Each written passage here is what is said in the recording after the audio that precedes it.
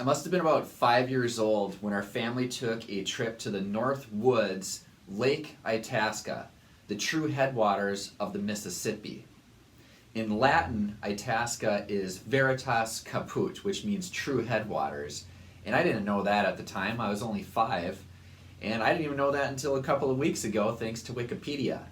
But what I do remember about this trip is our campsite getting swarmed by raccoons and our little Pomeranian dog named Ralf, she was a female actually, living up to her name, which was Ralf. So she Ralf, Ralphed all those raccoons up into the trees so we could enjoy our campfire that night.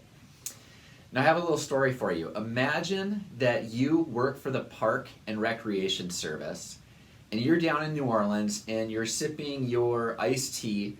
You look out over the Gulf of Mexico and you see something just does not quite seem right. Maybe something is a little odor coming from the Gulf, or it just doesn't look quite right. And so you put your iced tea down, you run up to your hotel room, you pop open your suitcase, you grab your water testing kit because you're a good off-duty Park and Recreation Service member.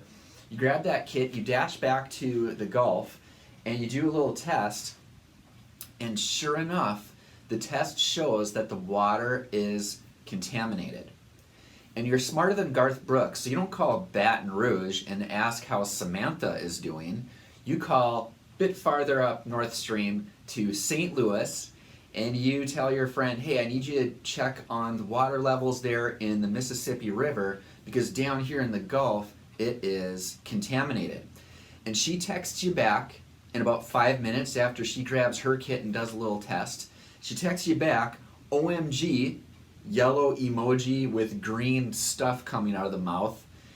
The Mississippi is toxic up here as well. Now, this isn't a test on geography, this is just a test on logic. But with your next phone call, would it be smarter to phone Itasca, where the true headwaters of the Mississippi is located, or farther south downstream, south of St. Louis, which you already know the water is toxic there because you just phoned your friend? Would you contact your friend in Memphis or Itasca? And if you said Itasca, then I want to congratulate you for watching all my other videos and getting my handouts, because you know that I'm going to say, just like our whiteboard says this week, upstream cause, downstream effects.